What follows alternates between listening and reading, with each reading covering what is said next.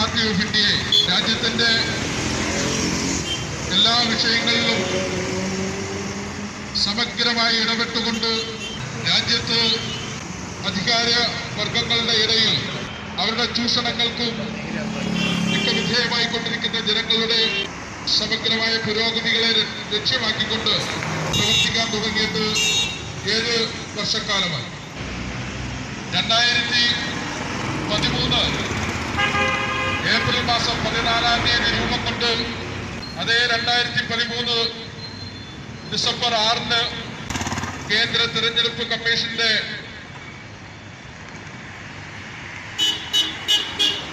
Registration കിട്ടിയ പാർട്ടിയാണ്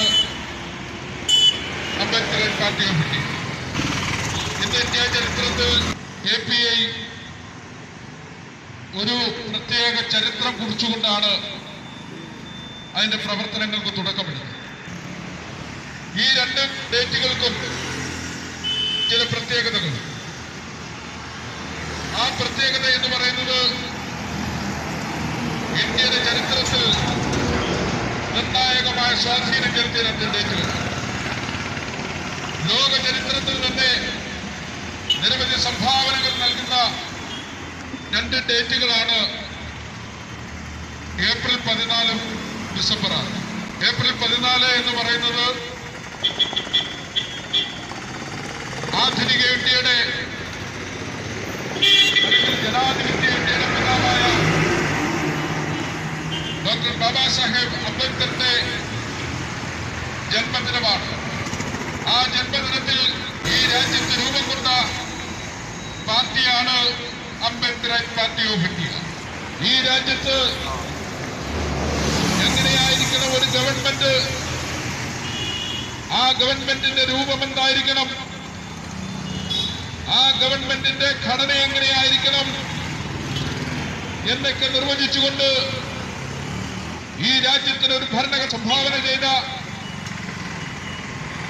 ഈ രാജ്യത്തിനെന്നല്ല ലോകത്തിലെ തന്നെ ഏറ്റവും മഹത്തായ ഒരു ഭരണഘടന സംഭാവന ചെയ്ത ബാബാ സാഹേബ് ഡോക്ടർ BR അംബേദ്കറിന്റെ പരിനിർവാണ ദിനത്തിലാണ് അംബേദ്കർ പാർട്ടി ഓഫ് ഇന്ത്യയുടെ രജിസ്ട്രേഷൻ തെരഞ്ഞെടുപ്പ് കമ്മീഷൻ പൂർത്തിയാക്കി വിജ്ഞാപനം ഇറക്കുന്നത് നമ്മൾ മനസ്സിലാക്കി. അതുകൊണ്ടാണ് ഞാൻ പറഞ്ഞത്, ഇന്ത്യയുടെ ചരിത്രത്തിൽ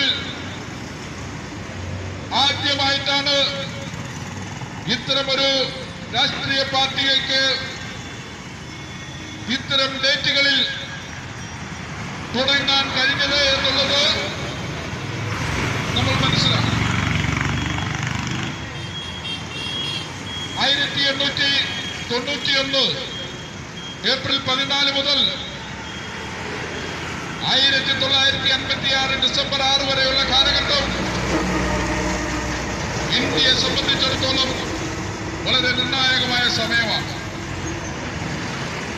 ഇന്ത്യയെ സംബന്ധിച്ചിടത്തോളം പല കാര്യങ്ങളും, പല നയങ്ങളും ആധുനിക ഇന്ത്യയുടെ സൃഷ്ടിക്കും, ജനാധിപത്യ ഇന്ത്യയുടെ സൃഷ്ടിക്കും, ലോകത്തെ തന്നെ ഏറ്റവും വലിയ ജനാധിപത്യ പ്രക്രിയയ്ക്കും തുടക്കം കുറിച്ചത് ഈ 2 ദിനങ്ങൾക്കിടയിലുള്ള ദിവസങ്ങളിലാണ്.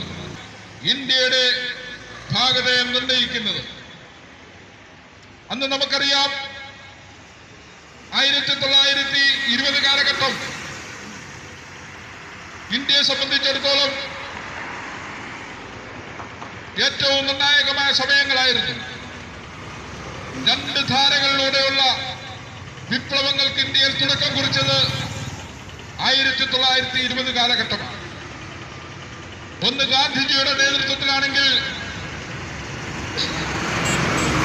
മറ്റൊന്ന് ബാബാ സാഹേബ് ഡോക്ടർ BR അംബേദ്കറുടെ നേതൃത്വത്തിൽ.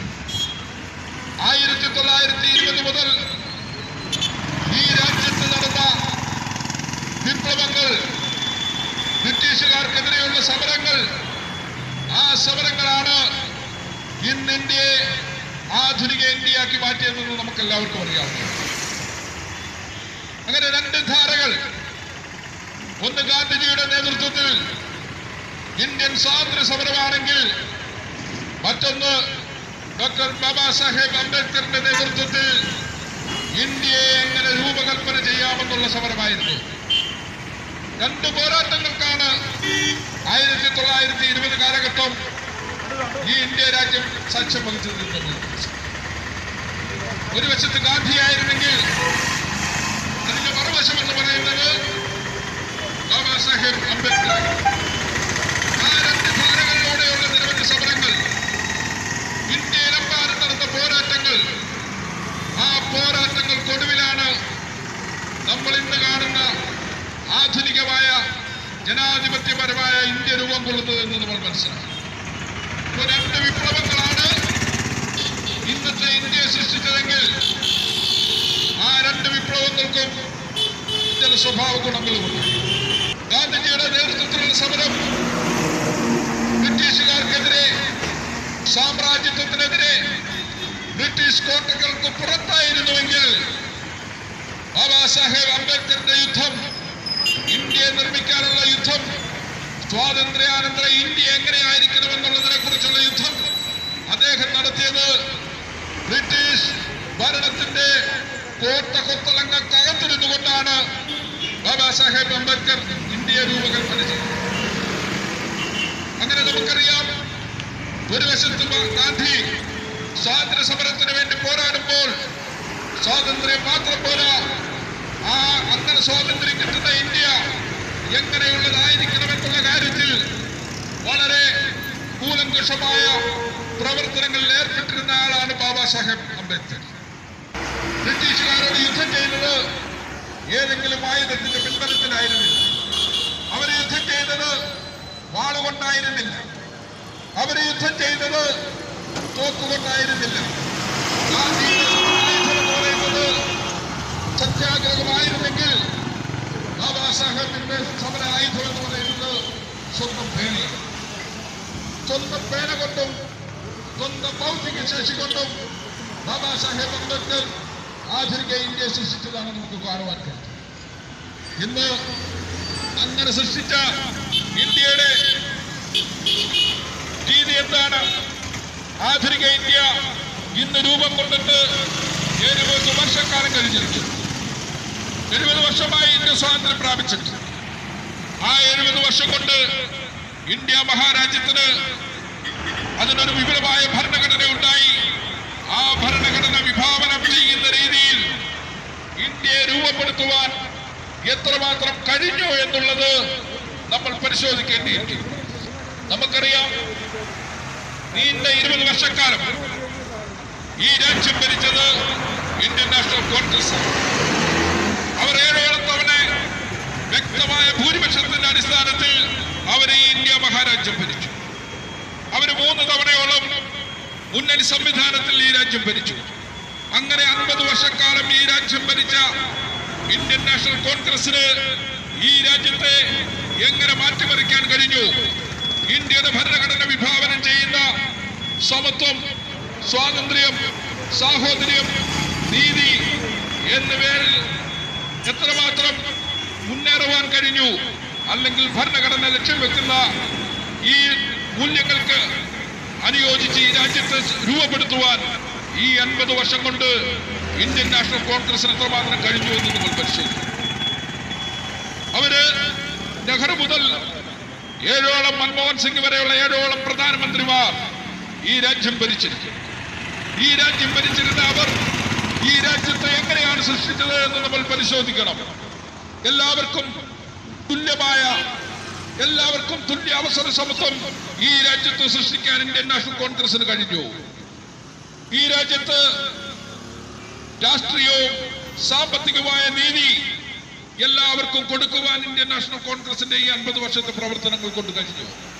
അതുപോലെ തന്നെ ചിന്തിക്കാനും പ്രചരിപ്പിക്കാനും വിശ്വസിക്കാനും ആരാധിക്കാനും ഒക്കെയുള്ള ഇന്ത്യയിലെ പൗരന്റെ അവകാശങ്ങൾ സംരക്ഷിക്കാൻ എത്രമാത്രം ഇന്ത്യൻ നാഷണൽ കോൺഗ്രസിന് കഴിഞ്ഞു എന്നുള്ളത് നമ്മൾ പരിശോധിക്കണം. അപ്പോൾ ഈ രാജ്യത്ത് നീണ്ട കാലം ഈ രാജ്യത്തിന്റെ അധികാര കസേരയിൽ ഇരുന്നു കൊണ്ട് ഈ രാജ്യത്തെ ഭരിച്ച ഇന്ത്യൻ നാഷണൽ കോൺഗ്രസിന്റെ നയം എന്തായിരുന്നു എന്ന് നമ്മൾ പരിശോധിക്കണം. എന്തുകൊണ്ടാണ് അംബേദ്കർ പാർട്ടി ഓഫ് ഇന്ത്യ ഇത്തരം ഒരു വിശദീകരണവുമായിട്ട് മുമ്പോട്ട് വരുന്നത്? ഇന്ന് ഇന്ത്യ മഹാരാജ്യത്ത് നിലനിൽക്കുന്ന രാഷ്ട്രീയ പാർട്ടികൾ, അത് BJP ആയിക്കൊള്ളട്ടെ, അത് കോൺഗ്രസ് ആയിക്കൊള്ളട്ടെ, കോൺഗ്രസിന്റെ നയം എന്തായിരുന്നു എന്ന് നമ്മൾ പരിശോധിക്കണം. എന്തുകൊണ്ടാണ് അംബേദ്കർ പാർട്ടി ഓഫ് ഇന്ത്യ ഇത്തരം ഒരു വിശദീകരണവുമായിട്ട് മുമ്പോട്ട് വരുന്നത്?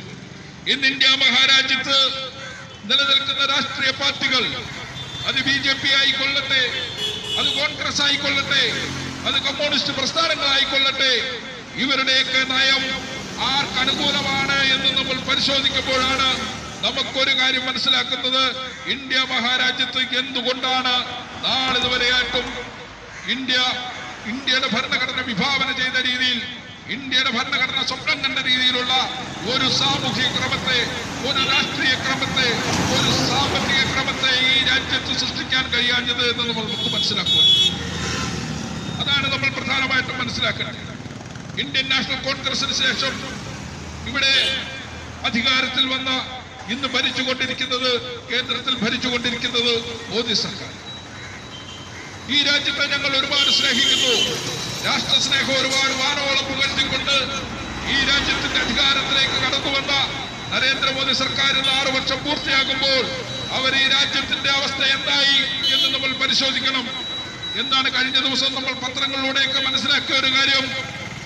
ഈ രാജ്യത്തിന്റെ ഹങ്കർ ഇൻഡെക്സ്, പട്ടിണിയെ കുറിച്ചുള്ള ഒരു റിപ്പോർട്ട് പുറത്തുവന്നിരുന്നു.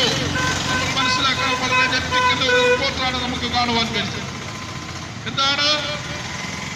107 രാജ്യങ്ങളുടെ, ലോകത്തെ 107 രാജ്യങ്ങളുടെ പട്ടിണിയുടെ പട്ടിക എടുത്ത് പരിശോധിച്ചപ്പോൾ ഇന്ത്യ മഹാരാജ്യം 94ാം സ്ഥാനത്ത് സ്ഥിതി ചെയ്യുന്ന ഒരു സാഹചര്യമാണ് നമ്മൾക്ക് കാണുവാൻ കഴിഞ്ഞത്. ഇവരാണ് ഈ രാജ്യത്തെ പട്ടിണി മാറ്റം, ഈ രാജ്യത്തെ ഞങ്ങൾ ഒരുപാട് സ്നേഹിക്കുന്നവരാണ് എന്ന് പറഞ്ഞുകൊണ്ട് അധികാരത്തിൽ കയറിയ നരേന്ദ്രമോദി ഗവൺമെന്റിന്റെ ഇത്രയും വർഷക്കാലത്തെ ഭരണത്തിന്റെ തുടർച്ച എന്ന് പറയുന്നത് ഹങ്കർ ഇൻഡെക്സിൽ നമ്മൾ ഒരുപാട് ഗുരുതരമായ പട്ടിണിയുള്ള രാജ്യങ്ങളുടെ പട്ടികയിലേക്ക് ഈ രാജ്യത്തെ കൊണ്ടുവന്നെത്തിക്കാനാണ് അവർക്ക് കഴിഞ്ഞത് എന്ന് നമുക്ക് മനസ്സിലാക്കണം. അതേ അവസരത്തിൽ നമുക്ക് മനസ്സിലാക്കാം, ഏറ്റവും കൂടുതൽ പട്ടിണി 5 വയസ്സിൽ താഴെയുള്ള കുട്ടികൾ ഏറ്റവും കൂടുതൽ പട്ടിണി അനുഭവിക്കുന്ന രാജ്യമായിട്ട് ഇന്ത്യ രാജ്യം മാറിയത് എന്നുള്ള കാര്യവും കൂടെ നമ്മൾ മനസ്സിലാക്കണം. അതുപോലെ തന്നെ വളരെ പ്രധാനപ്പെട്ട ഒരു കാര്യമാണ്, ഇതേ സമയത്ത് ഈ രാജ്യത്ത് മഹാഭൂരിപക്ഷം വരുന്ന ഒരു ജനത പട്ടിണിയിൽ കിടക്കുമ്പോൾ ഫോർബ്സ് മാഗസിൻ ഒരു റിപ്പോർട്ട് പുറത്തുവിട്ടു. ആ റിപ്പോർട്ട് എന്ന് പറയുന്നത് ഇവിടുത്തെ സമ്പന്നരുടെ സ്വത്തിനെ സംബന്ധിച്ചാണ്. അത് പഠിക്കുമ്പോൾ നമുക്ക് മനസ്സിലാക്കുവാൻ കഴിയുന്നത്, ഈ രാജ്യത്ത് അംബാനിയുടെ സ്വത്ത് കഴിഞ്ഞ വർഷത്തെക്കാട്ടിലും 73% വർദ്ധിച്ചത് എന്ന് നമ്മൾ മനസ്സിലാക്കണം.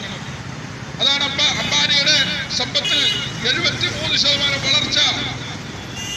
8870 കോടി രൂപയുടെ വളർച്ചയാണ് ഈ വർഷം അംബാനിക്കുണ്ടായത് എന്ന് നമ്മൾ മനസ്സിലാക്കണം. കഴിഞ്ഞ വർഷം അത് 3730 കോടിയായിരുന്നെങ്കിൽ ഈ ഒരു വർഷം കൊണ്ട് അംബാനിയുടെ സാമ്പത്തിക വളർച്ച എന്ന് പറയുന്നത് 73%. അവിടെയാണ് കഴിഞ്ഞ വർഷം പട്ടിണിയുടെ കാര്യത്തിൽ കഴിഞ്ഞ വർഷത്തെ അപേക്ഷിച്ച് ഈ വർഷം പട്ടിണിയുടെ കാര്യത്തിൽ നമ്മൾ കുറച്ചുകൂടെ ഗുരുതരമായ അവസ്ഥയിലേക്ക് പോകുമ്പോൾ ഈ രാജ്യത്തെ സമ്പന്നന്മാരുടെ അവസ്ഥ, ഈ രാജ്യത്തെ അംബാനിമാരുടെ അവസ്ഥ, ഈ രാജ്യത്തെ അദാനിമാരുടെ അവസ്ഥ വളരെ ശുഭകരമായിട്ട് അവർക്ക് സമ്പത്ത് കുമിച്ചു കൂട്ടുവാൻ, അവർക്ക് സമ്പത്ത് കേന്ദ്രീകരിച്ചു വെക്കുവാനുള്ള സംവിധാനമാണ് ഇന്ന് കേന്ദ്ര ഗവൺമെന്റിന്റെ പദ്ധതികളിലൂടെ ആവിഷ്കരിച്ചു കൊണ്ടിരിക്കുന്നത് എന്ന് നമ്മൾ മനസ്സിലാക്കുമ്പോഴാണ് ഇവർ പറയുന്ന രാജ്യസ്നേഹം ആരോടാണ്, എവിടെയാണ് ഇവരുടെ രാജ്യസ്നേഹം എന്ന് നമ്മൾക്ക് മനസ്സിലാക്കുവാൻ കഴിയുന്നത്. അദാനിയുടെ സാമ്പത്തിക വളർച്ച എന്ന് പറയുന്നത് 61%. അതായത് $2520 കോടി വളർച്ചയാണ് ഈ കഴിഞ്ഞ വർഷം അദാനിക്കുണ്ടായത്. ഇന്ത്യ മഹാരാജ്യത്തെ സമ്പന്നന്മാരായിട്ടുള്ള മുഴുവൻ ആൾക്കാരുടെയും വളർച്ച വളരെ വേഗത്തിലാണ്.